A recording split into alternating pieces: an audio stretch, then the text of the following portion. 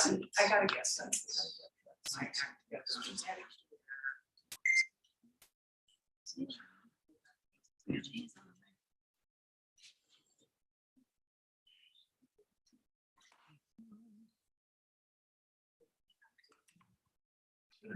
That's what my cousin used to told me. But you don't get the whole thing.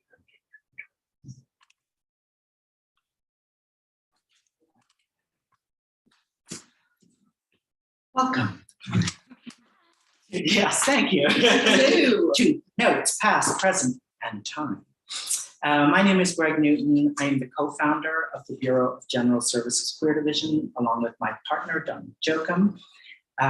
We are being helped today by the lovely Bonita, fresh from Paris, and helping us out through the end of December. So we're super grateful to Bonita and to all the volunteers who make this space function so that it's not just me.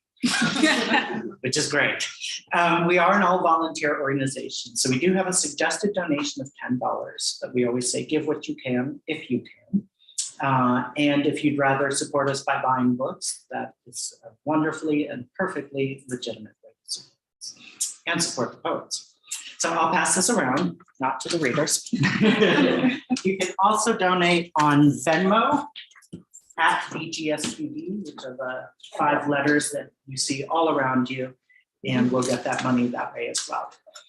I also wanted to say, if you're not already on our email list, you can sign up for that at the back of the room, and you'll get an email every other Monday about our many upcoming events. We keep a busy calendar here. And we're open regular store hours, Wednesday through Sunday from 1 to 7 p.m. And then often we stay open later if we have an evening event. But I love these weekend events. Afternoon, nice and chill, relaxed. So I'm glad we're here. And it's lovely to have Anastasia Renee back at the Bureau. She's right here once before. So welcome back. Before we get started, I did want to read a land acknowledgement. So the Bureau acknowledges that our organization operates on the unceded land of the Munsee Lenape. We encourage you to join the Bureau in signing up to make a monthly donation to the American Indian Community Houses Manhattan Fund. So yes, I'm asking you for a donation that I turn around and donate it to someone else. That's kind of how it works. We shuffle the money around.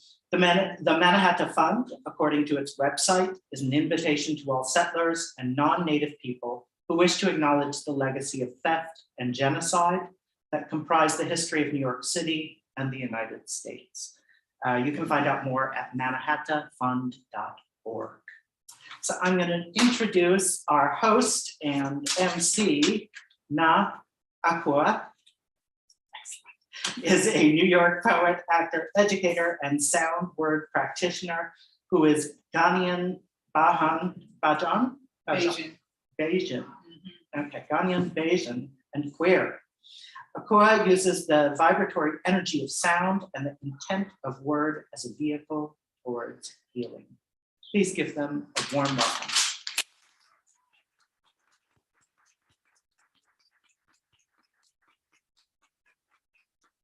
All right, welcome y'all. This is interesting because the last time I hosted something was probably a couple of years ago, where I hosted an open mic event. So I'm gonna get into that open mic energy where, you know, I'm gonna say, peace family. Peace family. Peace now. Thank you. All right, cool. So what I'm gonna do is, first, again, I'm gonna welcome you. Thank you again for coming here. Thank you again for being in the space on a Sunday afternoon. What we are going to do first is that, since this is talking about past and present time, what we are going to do specifically is I'm going to ground you in this moment in time right now. So I'm going to do a mindfulness breathing exercise with you. And then after that, we're going to get into it. Is that cool? Yeah. Yes. All right. Come on, make your way in. So the breathing exercise that we're going to do is something called 4-4-6-2. What that is that you're going to hold your breath for 4 counts. Then you are going to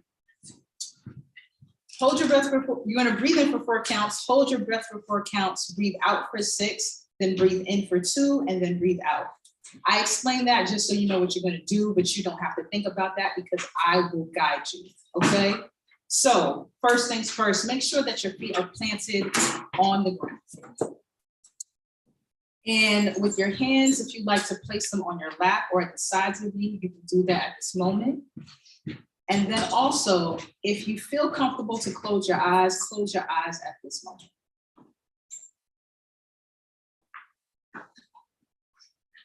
We're gonna do this 2 times.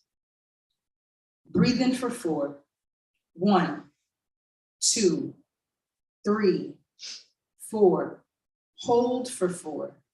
1, 2, 3, 4. Breathe out for 6. 1, 2, 3, 4, 5, 6. Breathe in for 2. 1, 2.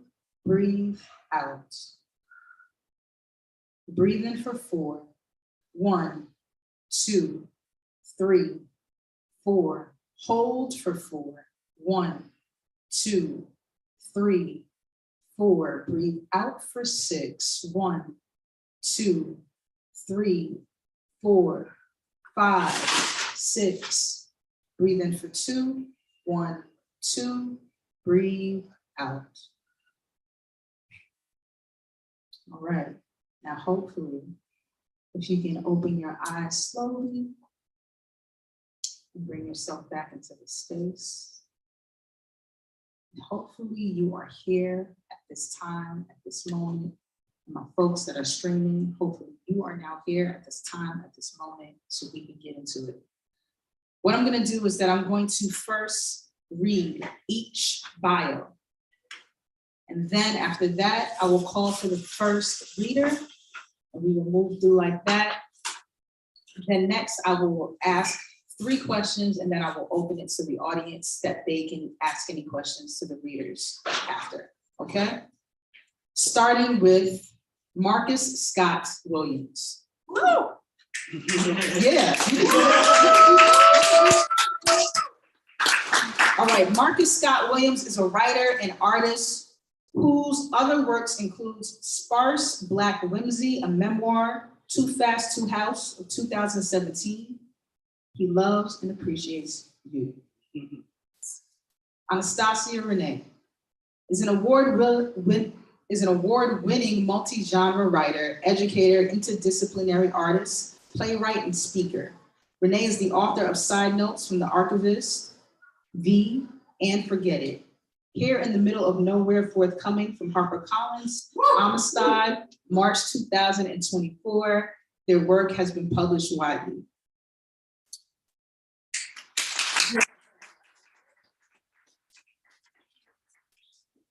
And number 3, Quentin Baker.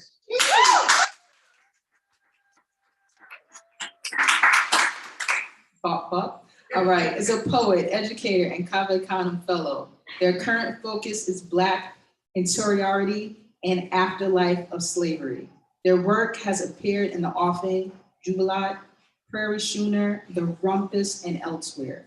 They are a 2-time Pushcart Prize nominee and the recipient of the 2018 Arts Innovator Award from Artist Trust. They were a 2019 Robert Rauschenberg Artist in Residence and a 2021 National Endowment for the Arts Literature Fellow. They are the author of We Pilot the Blood, The Third Thing, 2021, and Ballast, Haymarket Books, 2023.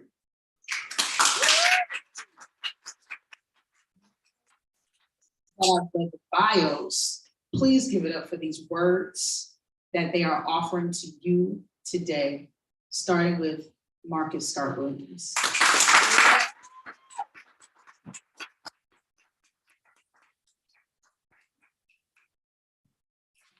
I can have some of this water. Yes. Yes.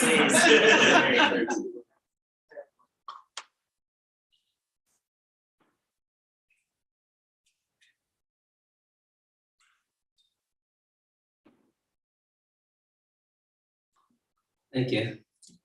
I'm gonna take this out. Thank you That's it. I already had the introduction, so I don't need to say much else. So I will start reading. I wrote this piece specifically for y'all.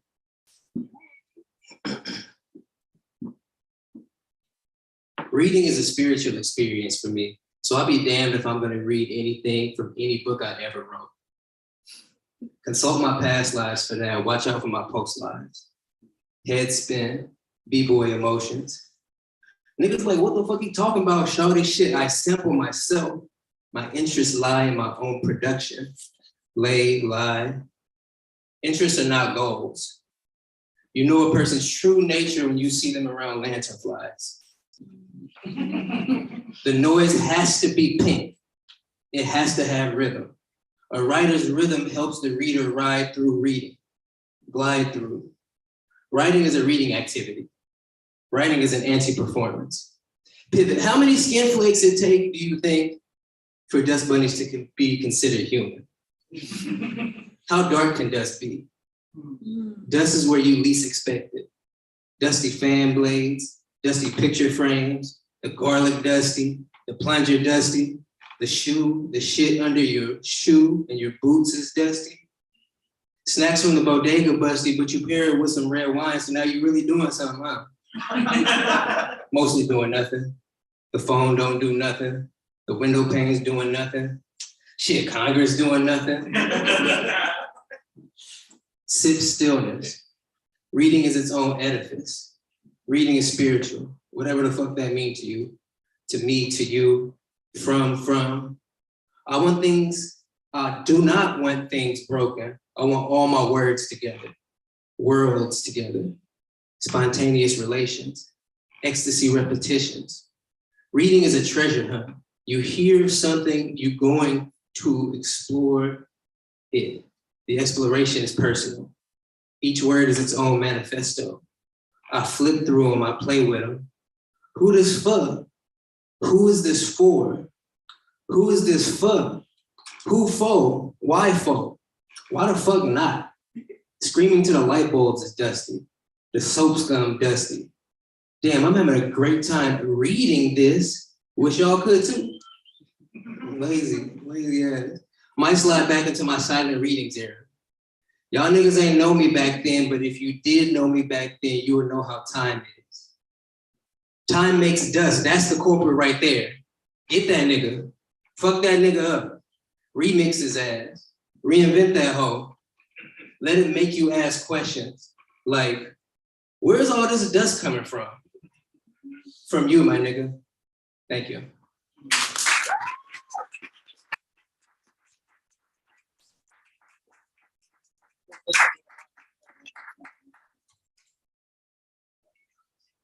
Thank y'all. Thank you.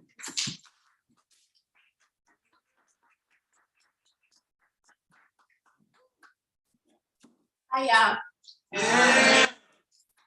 One thing that I love about being a writer still is that we still get to do it.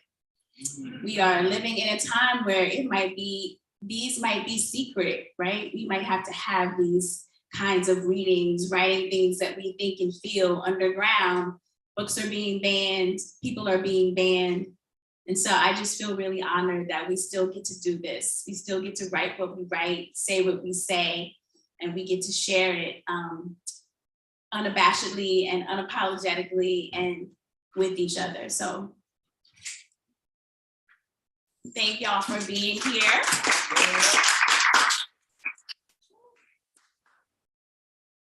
I typically never read from my phone. People who know me, y'all know that. I always admire those who can. But tonight I was like, I'm gonna read some new stuff. So that means it's on my phone. So I'm gonna read just like 2 pieces from Side Notes, which I hope you get if you don't have it. And then the rest, I'm actually gonna just read new stuff in honor of other people being bold enough to read new stuff.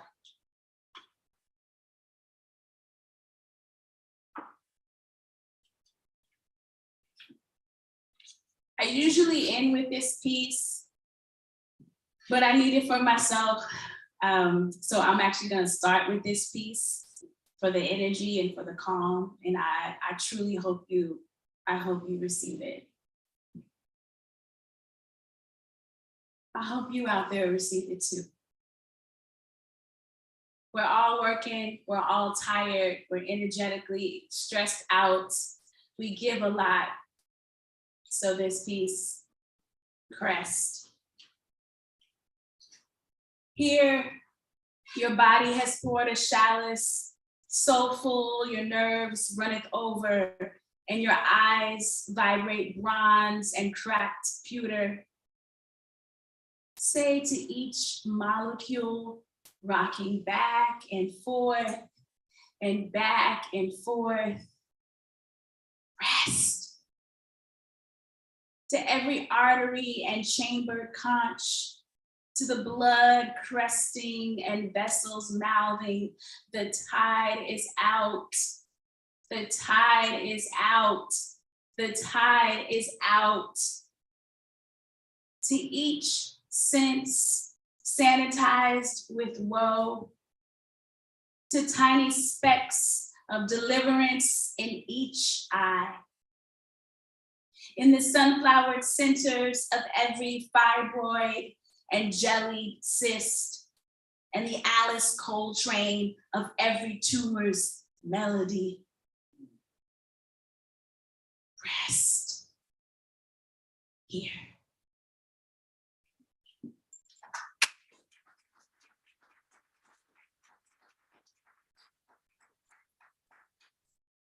All right, y'all, I'm gonna sample you. Think of it as a buffet. I'm gonna read a little piece from a queer novella, one little new poem, and a little piece from an upcoming book. And then we're gonna bring on Quentin Baker. Y'all all right with that? Yeah. All right, let's get it. My Girls, an answer to La Bruja and also to Lead Belly. Where did you sleep last night? My girls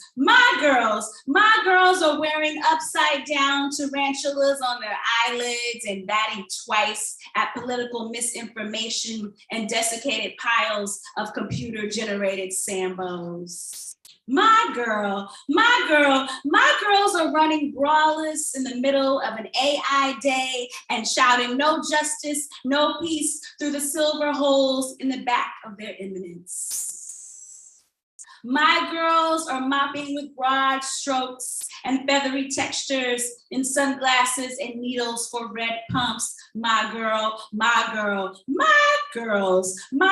are chuckling toothless and blue tongued with rows of deers lining their tonsils and spots and spots and spots. My girls are yellow starfish and giving anyone the finger who doesn't believe in the sleek power of the number 5 and crayons, and anyone who's afraid to let 2 triangles pay the perilous waves. My girls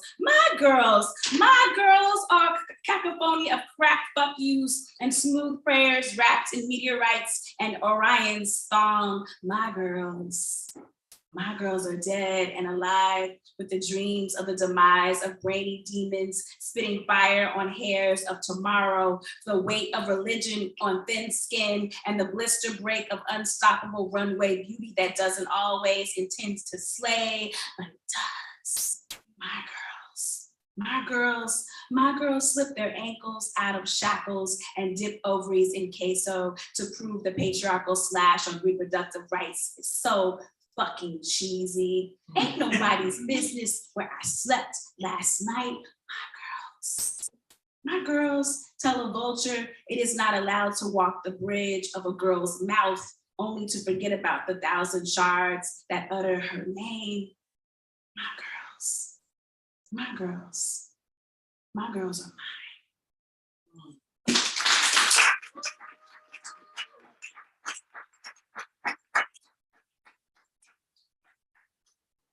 The Book of Sunday from Queer Novella on your left. Sunday with the AY, she, they, body, yada, yada, yada, yada. This is the kind of place where you can leave food out overnight and not check the sheets religiously before you slip into them. The kind of place where you know it's just wind or rain or some well taken care of stray cat at the back door. The kind of place where any layer cake or ego is sweetly flattened by trees and mountains and birds and God giving everything a rainbow. And so, of course, I thought we would make love. We lay on our shea butter backs like mermaids listening to Chuck Mangione's Bella Via. My pinky toe outsizes hers, and so I wrap it around hers as a sign of my strength, but my heart is a bowl of honey queso. Is this what it feels like to be at ease? Is this what they call rest? Are we doing this? Is this like for real, for real? Will we keep doing this? What if next week I don't want to wrap my pinky toe around hers? But Bella Via is mine and I shared it with Sunday, so it has to mean something. We have to mean something. She asked me lazily, almost yawning, how many other women have laid in this same position with me, feeling the same way? And I say none, not even one. I say you don't believe me, and she says absolutely not. I let the silence of her disbelief crawl all over us, and we scratch bites that don't even exist yet, but swell up red for the rest of the weekend. I think my therapist would call this the textbook version of baggage. She has baggage. I have baggage. I imagine her baggage as a 3-piece matching set of hunter green luggage with her full ass name embroidered on the left side in cursive because her mama is a seamstress and a famous designer. So of course, her baggage looks so fucking good in a crowd of others. I imagine my baggage as Elmo red and oddly shaped, a 2-piece set sticking out from the rest. Some people saying, ooh, look at those bags, gorgeous. And others saying, why? Why would anyone want baggage like that? And last piece from the Book of Lucille. In the beginning, Lucille was a Black god.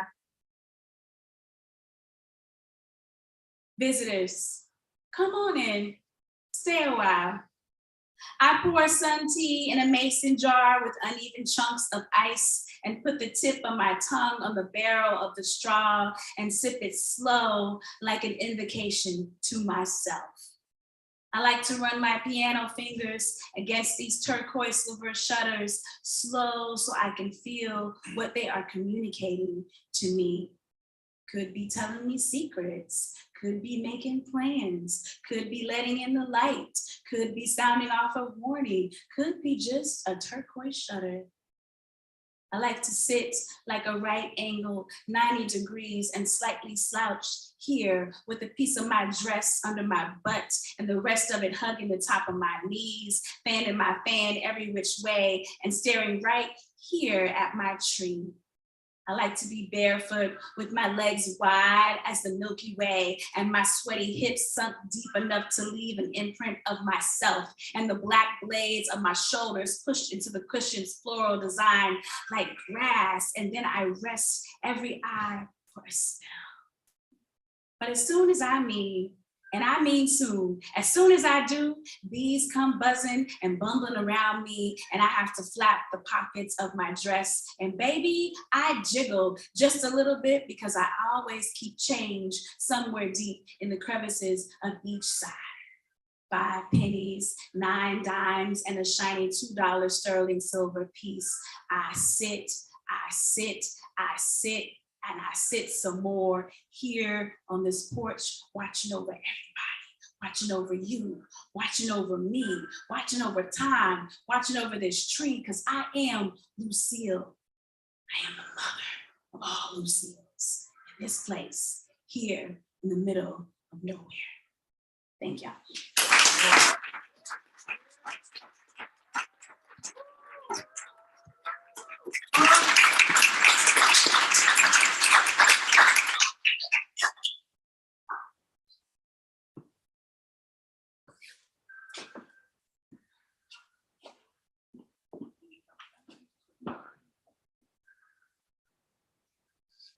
first time. It's always-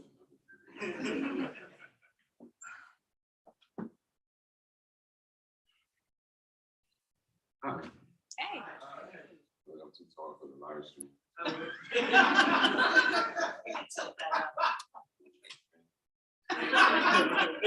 you.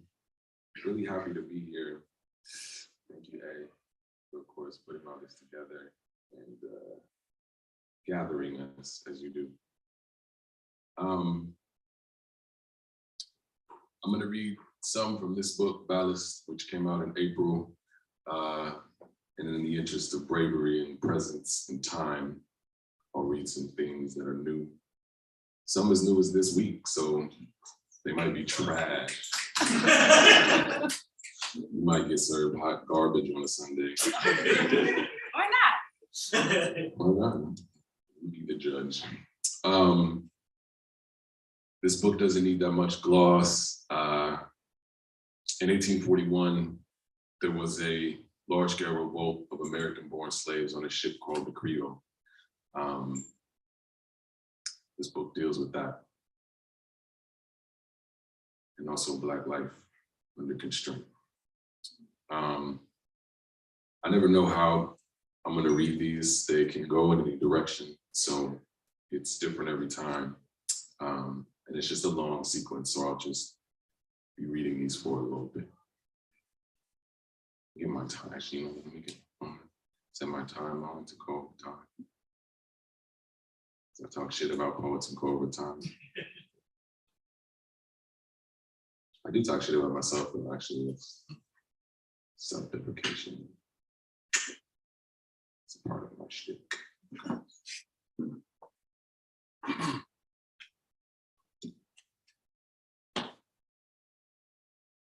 Every break in us is a treatise on the perfect, fragile design of being kept.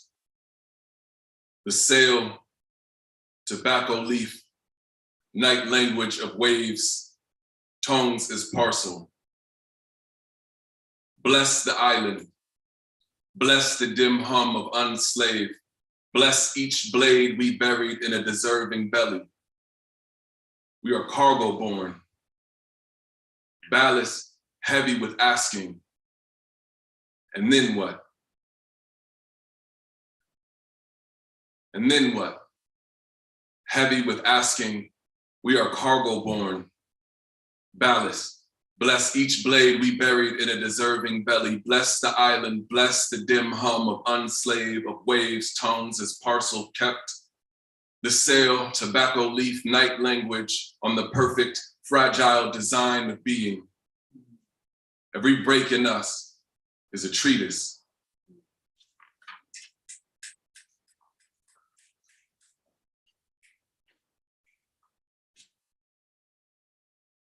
This ship, this pit for touch, this hospice, this thief of the haptic, this maroonage, this slaughterhouse for bloom, this eerie lurch toward pillory and ash, curse the bones of it. The open question of our flesh is the echo that orders the ocean. The sonorous snap of the mast. We break in ways that please.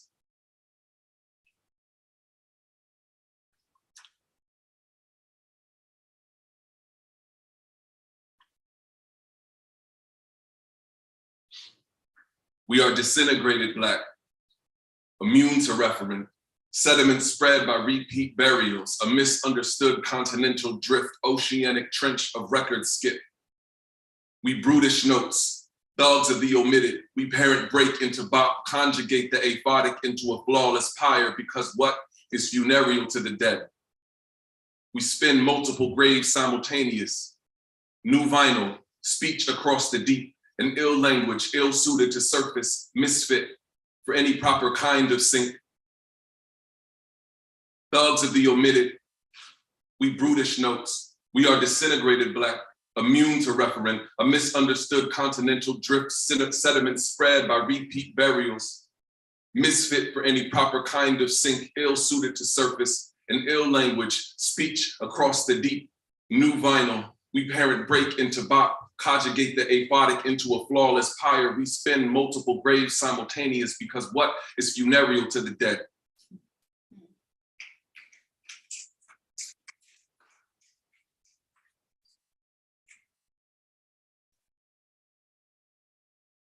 Black is open for empire.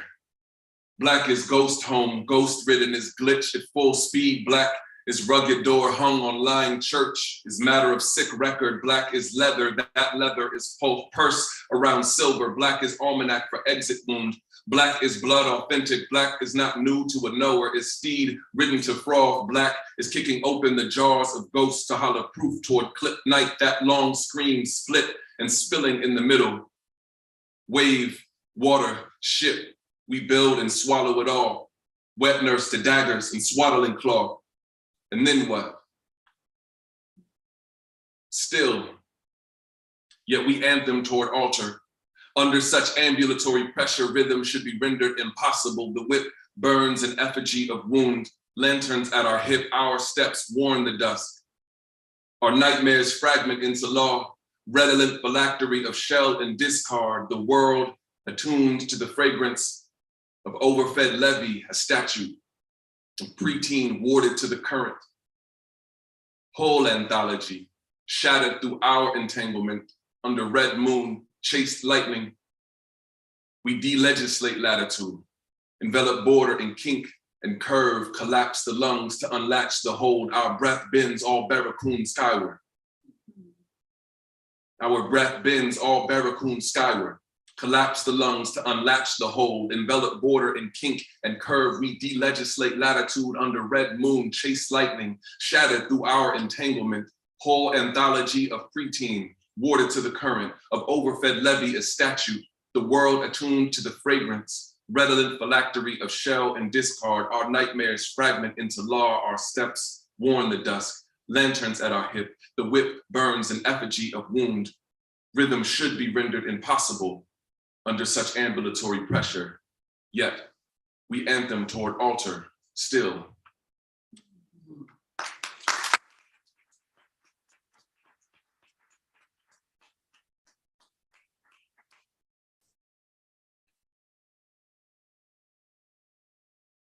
I'm fun if you hang out with me. Like this, I have range, just not. This is just sad. Be dusty. I'm full of it. Real Totoro shit. I'm just gonna read a couple more from this. Yeah.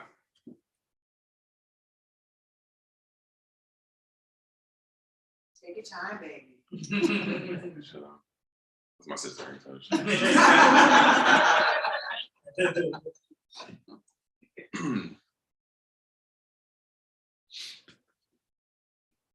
This ship is ritual improvisation. Worship built around skull shape and improvement. Rough hewn bone, girding a beguiled world, perfect in its narrowing. We are drained to a permanent acre of open thorn, dense thicket of access and accumulation. We live through so much dark and distance, even the chronic collapse of nightmare is portal for origin. Model of the wound economy, we pull ourselves closed, chest flowering, the most furious asylum, nation of ribs, final connectivity, languishing in a retrograde slap of waves emerging, adorned in surf enough, even if only for ourselves. And then what? Biometric terror of release, an opening up to like hands in a boundless era of adrenal misfire, kin gathered within panorama of noose.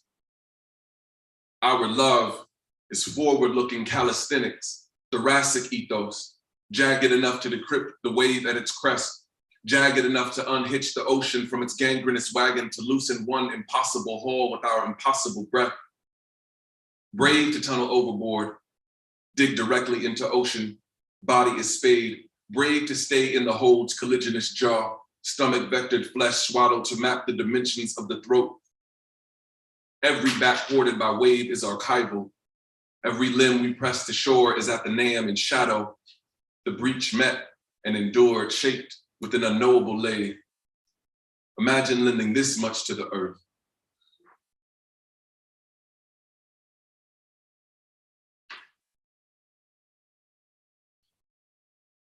And then what? We live, burst from whole chrysalis. Our names aerosol is virus. How wide and supple a back must be to rehome every bullet that finds it. Sick birth, grotesque conception, humans transmuted to roach mule, families diffused like cornflower. We swallow black and come out black, immunized, a deified herd immunity. Kiss in viral confinement, suck the venom from out soft, shining wave.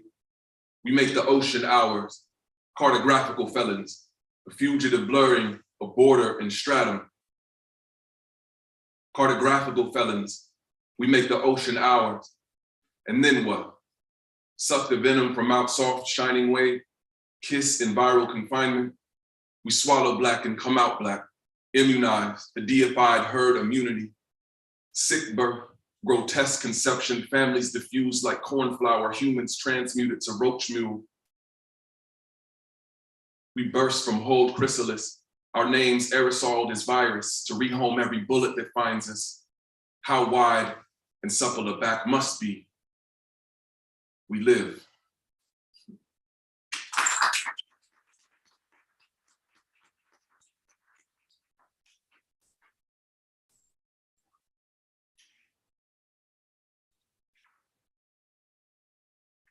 I'll read this last one from here, and then potentially embarrass myself. We lustral blood bearers, perfecters of spill, unkillable fugitive dead, our eluded flesh cleansed of every grope and clench, our rack-weighted cot slashed and wrapped in asafoetida. Black market of redress, we donate one another to ourselves, the proceeds of survival, assemblage and wave, the elision of the whole, to occupy the badlands between break and escape, between breach and too much. Yes, we will cut the head off a snake, build panorama from its end, treat any scrap of planet like juniper seed. Treat any scrap of planet like juniper seed, build panorama from its end. Yes, we will cut the head off the snake between breach and too much to occupy the badlands between break and escape. The elision of the hold, assemblage and wave, the proceeds of survival, we donate one another to ourselves. Black market of redress, slashed and wrapped in asafoetida, our rack-weighted cots cleansed of every growth and clench, our eluded flesh, unkillable, fugitive dead, perfecters of spill, we lustral blood bearers.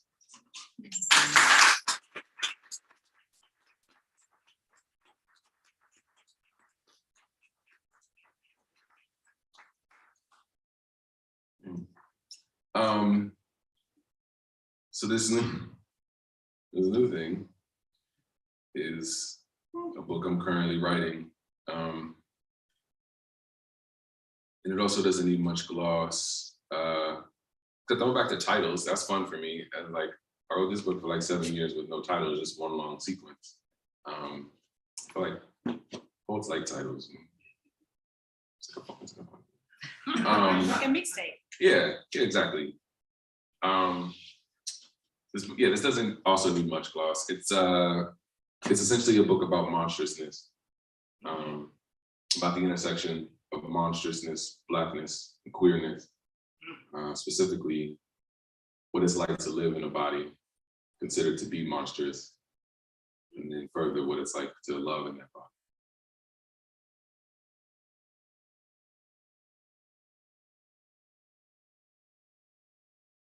Urge. I am simply a frontier, desired and repulsive, feared, yet even my outline glamours. Cut the flower, but chew the thorn, bathe in soured fruit, gourd in it, drink until the innards harden. A bestial jungle missive, primitive salon of dirt and topaz, the wonder at the color and array of my breechcloth is solid enough to jump pro upon. A bridge to and from a certain hell that I know well enough to feel of, with my eyes closed, in the dark, urging the earth to pick up speed, to tilt enough to blur, to abstract me, smear into imperception, make me invisible to the imperative. I am tired of what people want, what they hate. Desire a stake that holds me rigid from hole to cloven hoof, disdain the rope that keeps my killing hands tight beside my flank. I appeal to whatever wretchedness will loosen me, to any hungering hollow with room for my offering. Look at how perfectly this column of flame burns in my sternum, how clean I am, how free I am from complication, how bright it becomes when I open my jaw to swallow.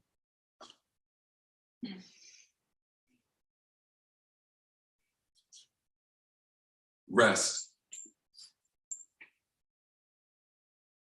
In the repeal of rapture, revival is excess. Zombied, the slave can never stop, can never quit. The field was never closed, merely folded into the breast pocket, pressed into the evening clutch. And thus I am denied the firmament and slumber. My gyroscopic labor lends the world its logic and shape. Paradise is empty of us working demons. We jaguar women, we lion women, we serpent women, envenomed and dark-skinned, every flicker and twist and invariable, immutable sin. All of our beginnings gone in a brutal heist. I do not chase, I do not long for them. The human can stay gone to me. Look at all the loss it loves, all the grist it requires. You kiss me, and I know I can never end. I can never stop ending. I know I am death. I am death in the heaven of death.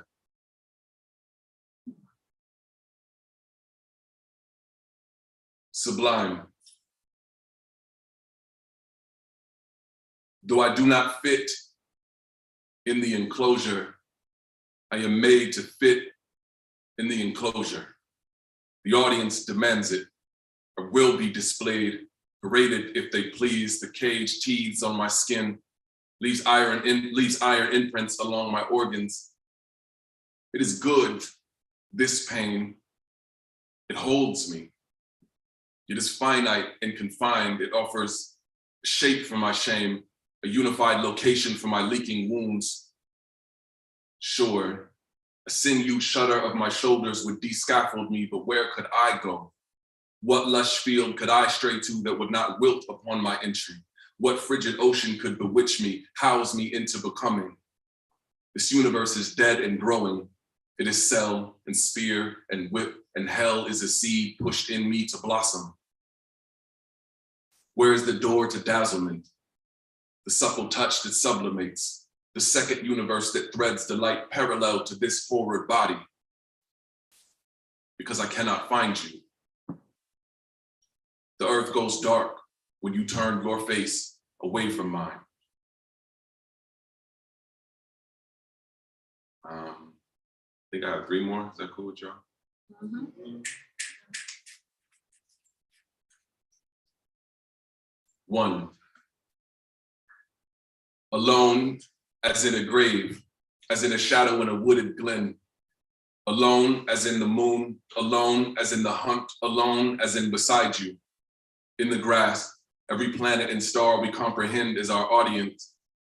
Alone as in the coastline, as in fog hounding the horizon, as in surfeit of orca hidden beneath the glass surface of the sea. Alone as in beside you, the curve of your grace extending beyond my understanding. Alone as in the hunter's blade righteously hilted in my ribs. Alone as in beside you, as in the dawn breaks against you and is found lacking.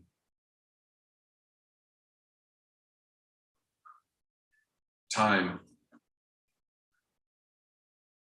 Our hands together, held, slashed, severed perhaps. Their condition is irrelevant. Our moment of touch fades against the kind of time our skeletons are made to keep, yet blooms, yet booms within the intervals we create.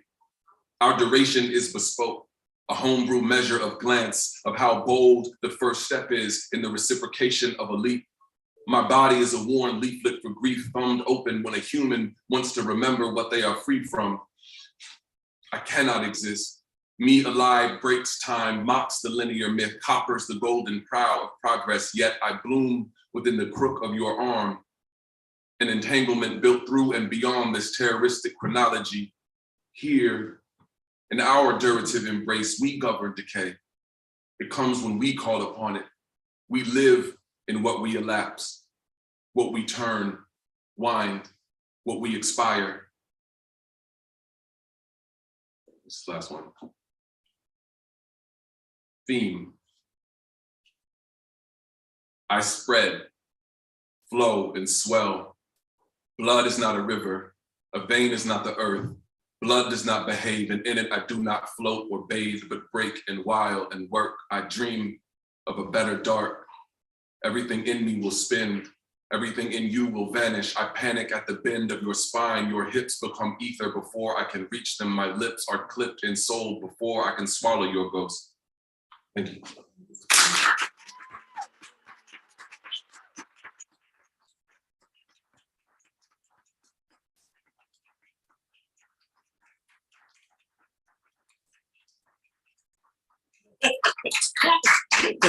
My My arms bad. are tired from like holding the phone and recording everyone, so I'm like, ugh. Please give it up once more for Marcus Scott Wilson.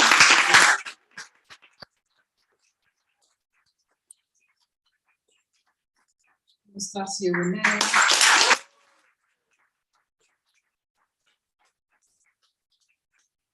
And Quincy Bates.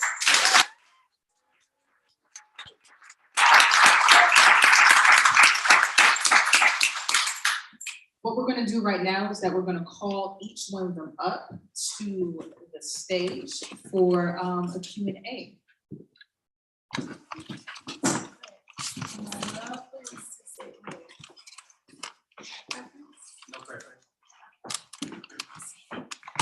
You should probably say. Okay.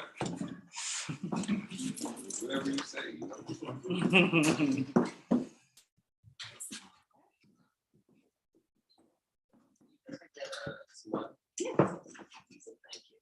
And what I'll do is I'm gonna pass the mic to you, Marcus, not saying that you need to speak right now, but just so you have it, so you can go back to the slide. Yeah. All right, so, hello. So as folks get water, because they're parched, which is totally understandable, I'm known to. Which is totally understandable because I know how it feels to come up here and make sure that you're reading, you're focused, you got it, you know, like, oh, did I skip a word? No one knows, I'm gonna keep it moving. So I get it. So with that, I'm gonna start off with the first question. Am I good? Am I blocking? I'm blocking. All right. I'm gonna start off with the first question. And you all had me thinking, because I said, oh, let me get my questions ready before I get here so I'm not nervous. Yeah. However, each one of you added something and I have to add that in. So my first initial question was, how does the appealing of history in your work affect you on a personal level? But when I'm talking about history, I want to add in the history of Blackness, the history of queerness, and the history of survival and love. So with that, how does the appealing of history in connection to Blackness, queerness, survival, and love that you peel in your work affect you on a personal level? I'll go first because I have the mic. For me specifically, I think it's just specifically the language in which I use is like amalgamation of all vernacular Black language. So it's like a lot of rap, you know, jargon, but also just colloquial jargon between me and my friends, me and my partner, you know what I'm saying? And yeah, all just the way in which Black people have always communicated and not just like specifically the words, but how, you know, they continually reinvent language, recode things, you know, just for example, like just the amount of words that people use as euphemisms for like guns or money, you know what I'm saying? Like, and I think about this all the time about how rappers and stuff specifically like reinvent those terms so that the song can be played on the radio. So it's like imperative that like the things are always changing, and I really like that about how like people use language and how you can share it amongst each other. Like I'm from Kansas City, but I came to New York. I'll pick up on a little of this jargon. I live in Chicago. I'll pick up on a little of that. So, and there's some kind of, even though it's regional, there's some kind of like we're pulling from some all similar. So like I can, no matter what city I'm in, if I'm in a hood in any city, I can communicate with the population. So that really is like, I think the thing that inspires me the most.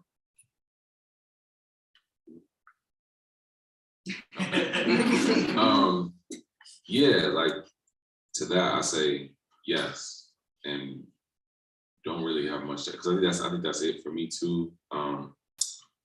Like as a way of example, y'all remember Skeet Skeet to the window Just to the road? literally thinking. Yeah, about it. like, if you know, I'm old enough to remember when that came on the radio and they played that shit because they didn't know what skeet meant, and it was like a good few weeks, and then it was later, and then it was bleeped out, and like that type of lexical field of like shifting within a colonial language, within a colonial setting, within anti-Blackness to like just to speak, just to communicate, I think is absolutely like the thing I'm most interested in, you know. And I think also when I think of healing, I think of like for myself, because like you live in the world and you experience things, but because of how much like white supremacy, anti-Blackness, settler colonialism, these things are built on layers and layers and layers and layers and layers of obfuscation, of untruths about yourself, to yourself, all these internalized things. So I think healing comes from that too, like eroding all of that within yourself, moving through all of that in order to like arrive at a practice that doesn't replicate it, that doesn't reinscribe it, that's working, because it goes part and parcel with the language. It's like you do all of that to make sure the language that you're using is creating something new and not reinscribing something harmful. Okay, ditto. I think for me too, that like the onion thing, sometimes you can present as an onion, like you go to the store as an onion, you got a red onion, you got a white onion, you got the yellow onion, it's perfect. Sometimes I'm all cut up, you're crying. You're not gonna cry when you go to the store, you're like, that's the onion I want, but you take it home, you cut it up, it's fucking great stew, it's gonna be great. And I feel like those are the layers for me. I'm not always, if I want to write a poem about nature, then I can write a poem about nature. I'm not being anti-Black by writing about the water or trees or deers, like, because I am the person writing and I inhabit all those things. And so I think that's one thing I've struggled with in terms of an onion, people trying to tell me what I should or shouldn't be writing about and when I should and shouldn't be writing about it. Like as a parent, people be like, oh my gosh, I noticed you don't let your children go to your readings. No, when they were younger, I didn't. This is mature material, but I can still write about, I can be a good parent and write about X, Y, Z. So I feel like the onion is just like layers and layers of who we are, and because of colonialism and anti-Blackness and anti-queerness, we get placed in a box of who we should be. So the onion for me is like, no, it's all of those layers. It's not just one thing. And you know, I don't need your permission to be an onion. I don't need your permission to be an onion.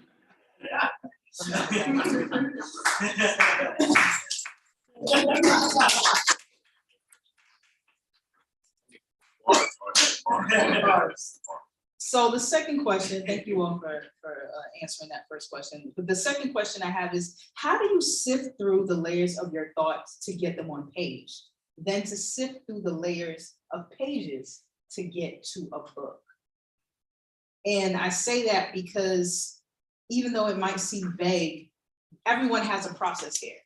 You didn't just like, boom, I'm about to write a book, bam, the book is here. There's a process. And that process starts actually, at least from my understanding, is when the silence is broken and the thoughts start to happen. And then when those thoughts start to happen, then the pages start to begin. And then when those pages start to begin, then there becomes a creation. So how is the process of sifting? I don't know if this would be satisfying at all, but for me, the writing is the sifting.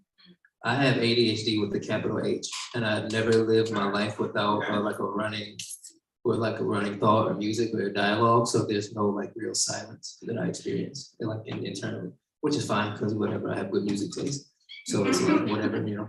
But so for me, like the writing is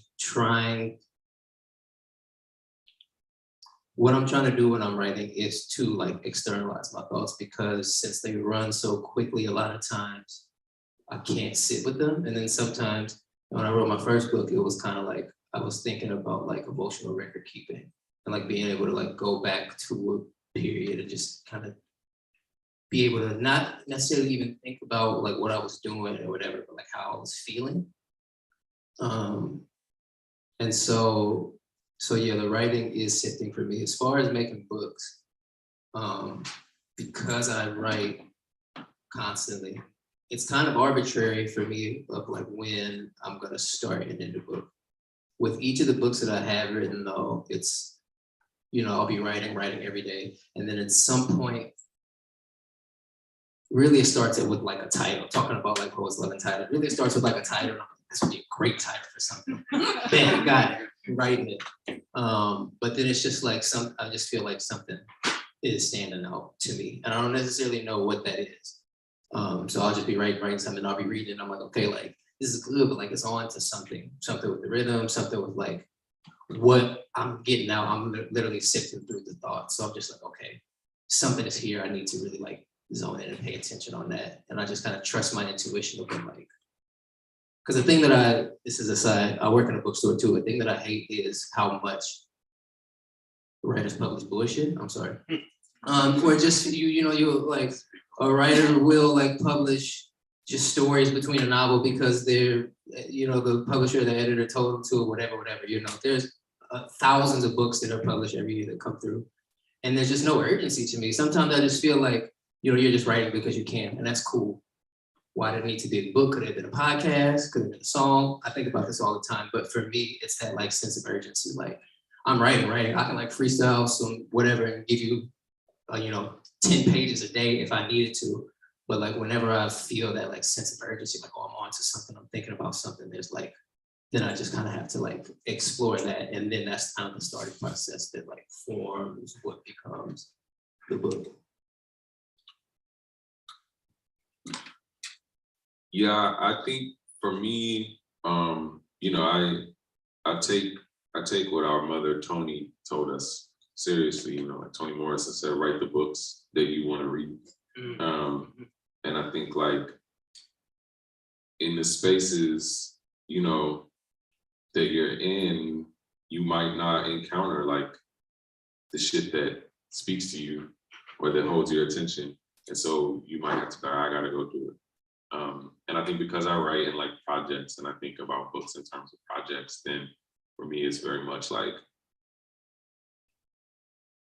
what do I feel like if there was someone who was like me, what would I want them to encounter from me? And I put that out. And I think that like, but also there's also like, just in terms of like how it gets to the page though, and what comes out. You know, I agree, there's a lot of bullshit. And I think about that a lot. Like, this is why I don't tweet that much. Give me X. I don't get that. I said what I said. And it's why I don't tweet that much, because I might, you know, I might have what I feel like is maybe even a banger in the drafts, but then I'm like, so what? Like, who the fuck needs to hear this? Like, this is dumb. This can just be something I say to myself. And I think that way about my work too. It's like big.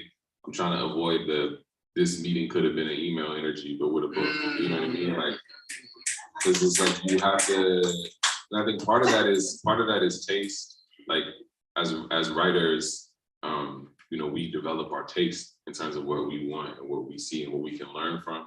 And so, yeah, I don't want you to be ever talking about my book when you say bullshit. Like that's important to me. You know what I mean? Like I don't want me to look at my book like that was bullshit. You should have thought more. So yeah, it's just like having that high standard out of care, out of respect for the people who made me possible artistically. And because I want my work to be in conversation with theirs, I want it to be worthy of creating possibility the way that their work created possibility for me. So it feels like a responsibility. Yeah. I'm thinking, I have my think face on. When I was a little person, to be honest, I just remember saying, ooh, I want to write a book so when people go to the library, they're gonna get it. Little A was just like, because I didn't really see it. I grew up in Kansas City. You had to like, in my educational experience, I had to really search for Black writers. Like if it wasn't a project, if it wasn't Langston Hughes or James Baldwin, maybe Maya Angelou, I would never learn. So I just was like, in second grade, that's gonna be me. I never thought it could be, but that was my first love. I wanted to see myself, not me, but like a representation of myself somewhere. And I was like, I want to do that because if I want to see it, then I know other people want to see it. Then growing older me was just like, I really don't know if what I'm writing is book worthy, to be honest. I never know if it's book worthy because I get caught up in like, maybe this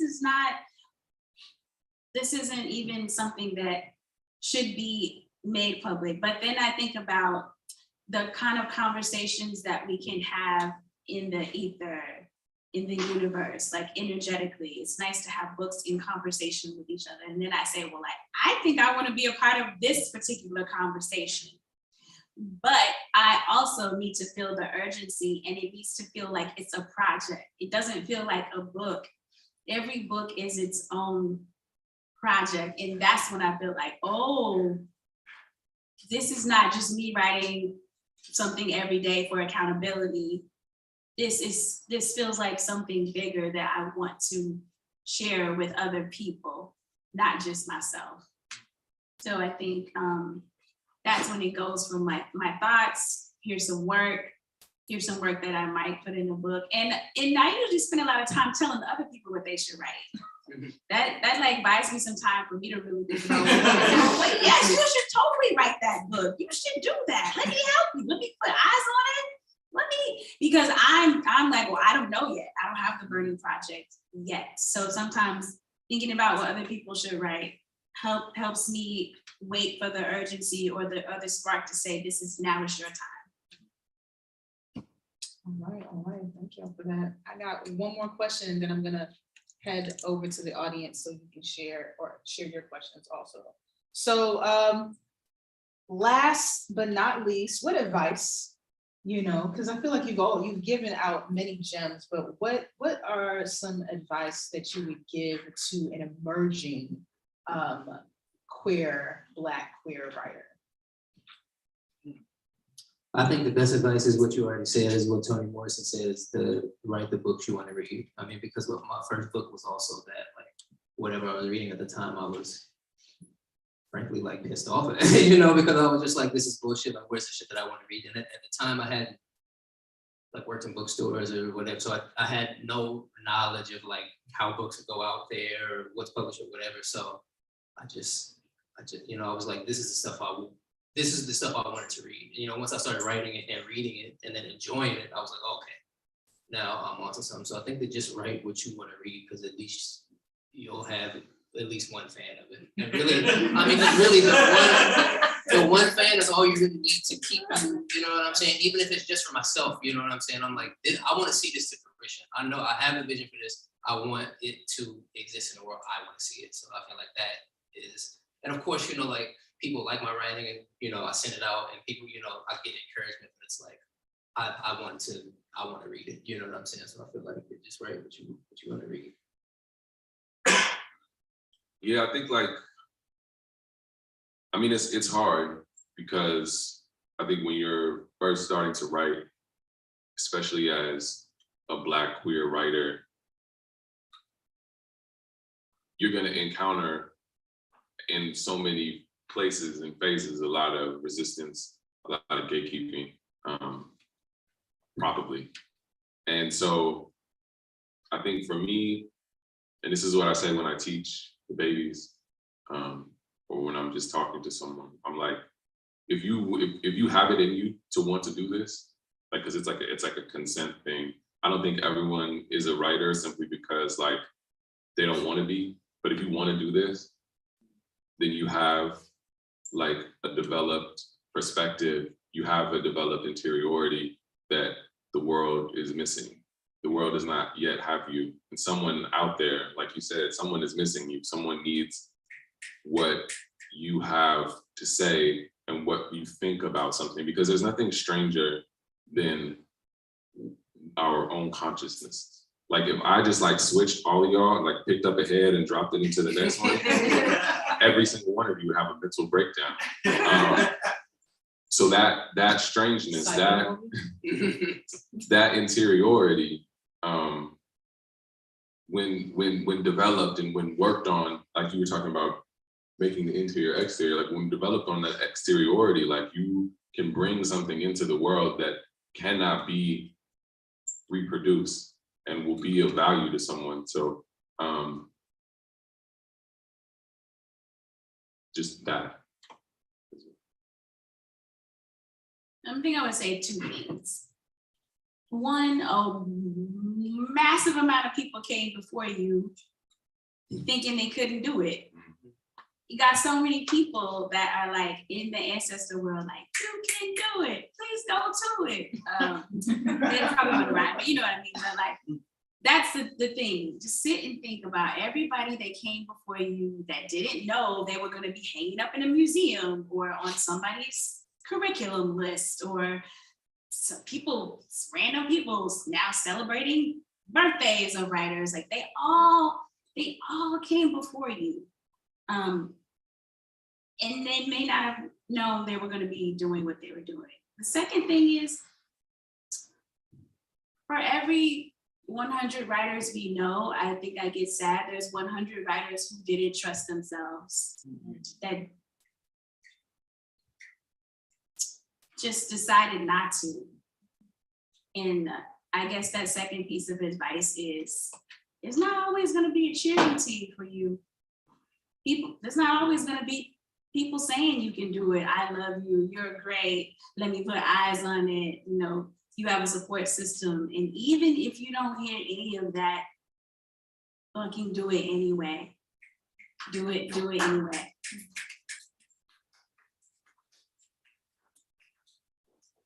One other piece of advice I learned just from working at a bookstore that I would give to a young writer is just to read. You have to like read is a serious practice. Like read widely, read academic stuff, read, you know, fiction, read poetry. Because then I feel like for me, you know, when I first started writing, I didn't really consciously have people that I knew whose lineage I was in. I thought not necessarily I was doing something brand new, but I was like, I don't know what the examples of this are, so I'm gonna do it. And you know, just from like reading, you'll find those people. And I feel like that's, and for me, you know, once I found just even like one or two people, even like Anastasia, or people who like, well, you know, that you found yourself in, that is like immensely helpful, because you're like, okay, like somebody been here before, so there's, you know, there's a roadmap to, you know, how this is done, you know what I'm saying? Like, so I feel like reading is just, and like I said, reading is spiritual for me. So like I have to read to like get into that mode, you know. So. Yeah, because off that and off what you said, I think like it's important to think about creating like in this lineage as an iterative process. Like no one needs to make the wheel out of a concept. It's about like finding a lineage and iterating it, standing on what was offered before you and then offering another platform to stand on for who comes behind you. Like you don't have to do it all yourself. And reading is the key to that. And also like it's advice, any advice to young writers is advice to older writers to like not be a dickhead. For real, because like control what you can control. Like these babies out here, if you're Black, if you're queer, you're gonna encounter people, like there's a million ways that the reasons why I would not be here. Like I encountered 1,000 more people who thought that I was stupid or lazy or incapable of thought on any level. And all it took was like 1 or 2 people who were like, nah, you're right. But if I didn't have those 1 or 2, but I don't know. So I think like it's a call to like be that 1 or 2 as much as you can be, as often as you can be. Whenever you encounter somebody, encounter them with grace, because you never know how much they might need like just a little bit of belief. One more for the audience, questions. I would say too, for any age or just emerging writer, a queer writer too, in general, unfortunately, you may not already have a ready-made community. If you don't have a community, you might have to be the one that makes your community. It doesn't, sometimes it does come, you're like, oh, 10 people do the same thing I do. We can all meet at the same time. We all have, but maybe not. And so you have to, if the community is not there, then you have to be the one that makes the community. You provide the hookups. You make people meet each other. You decide when you're gonna write together, when you're gonna read together. And it's okay if you fail in that, but don't be so isolated just because you feel like you don't have community. Double mic, hey. So please give it up once more.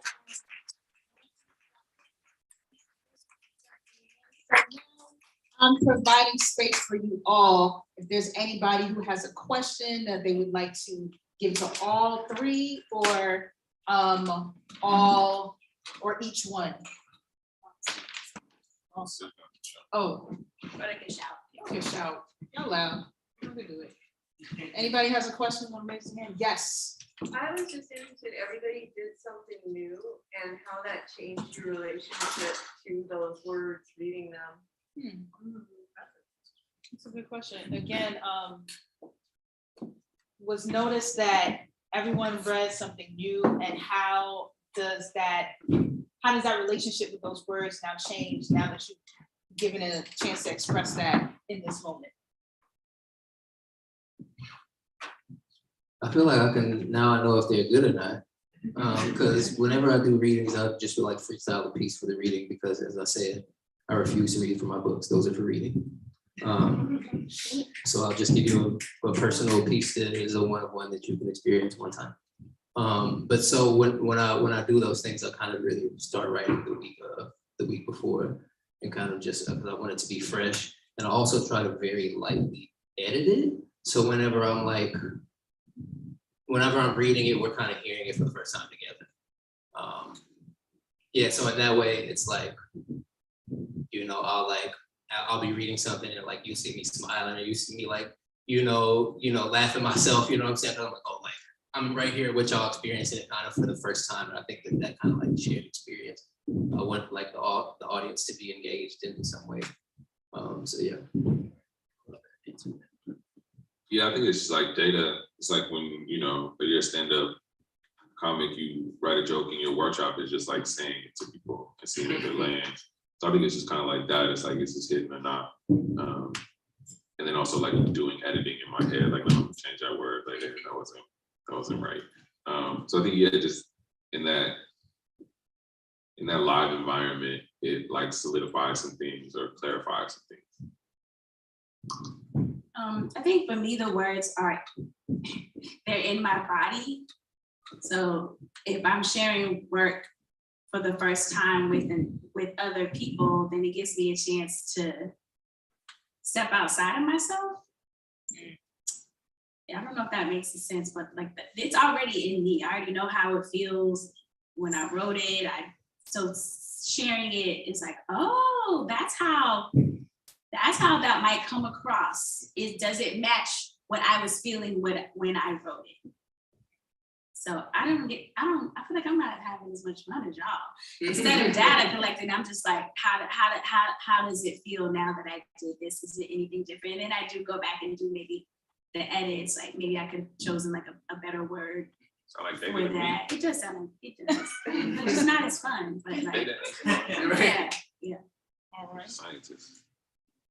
Yes. Building on Sarah's question, one thing I wondered if you would address from that question is how hearing the words, do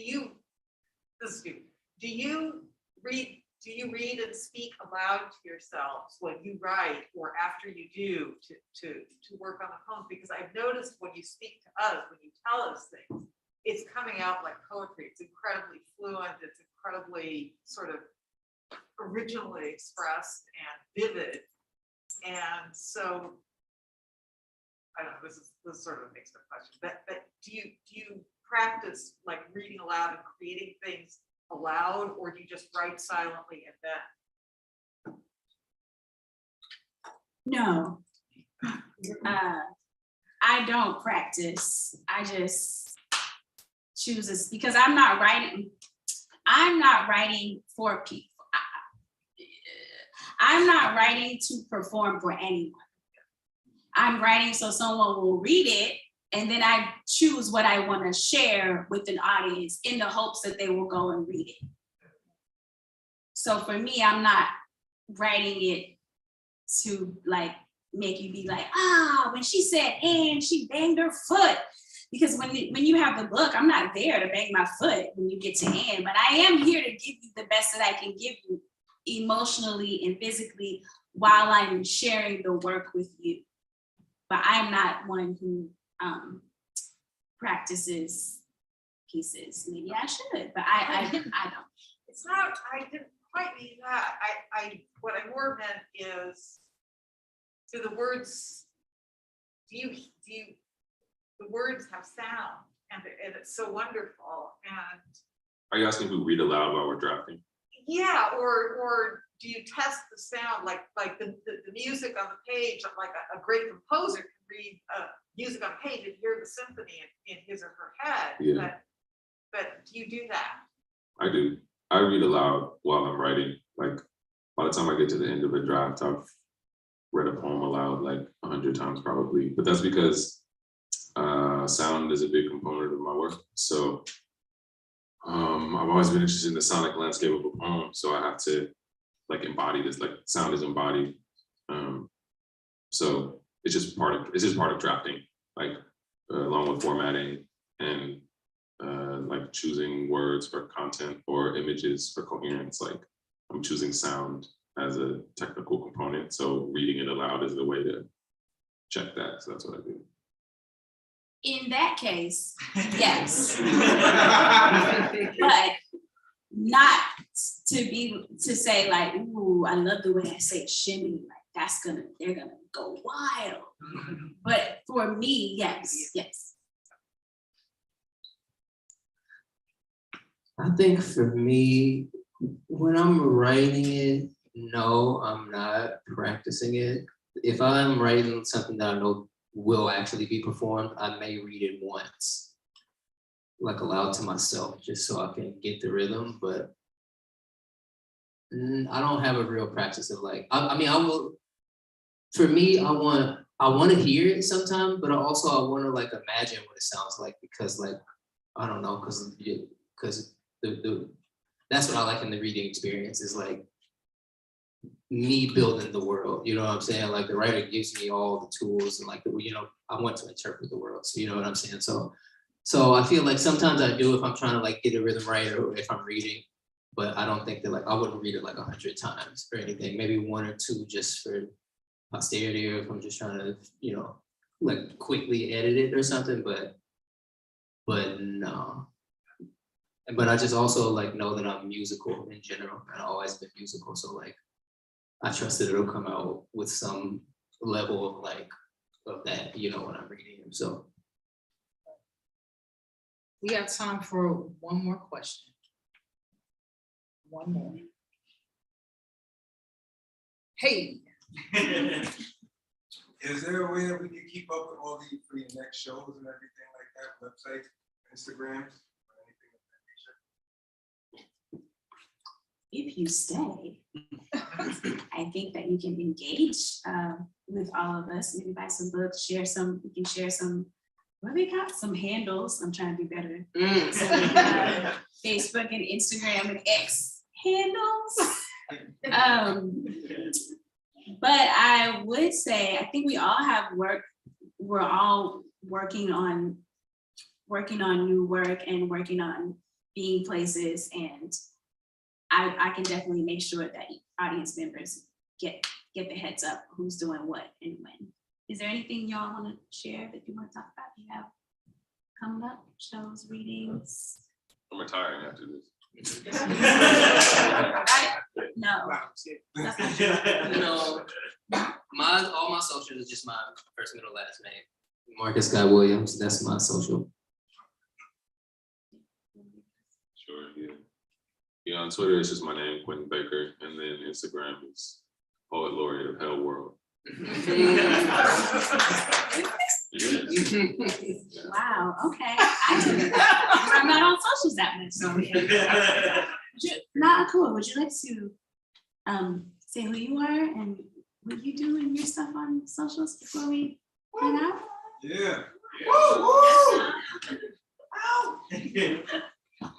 Yeah, you could just find me at nakua.com. That's it.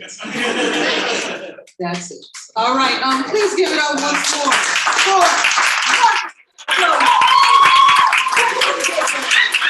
And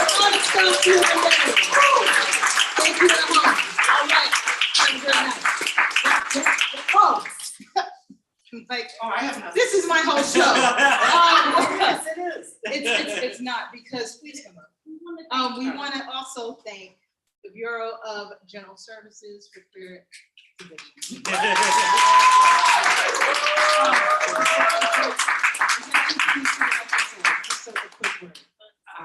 Yeah, buy some books, keep coming back, keep engaging with us. We like a lively space. So keep coming back. All right, now, have a great afternoon. Yes.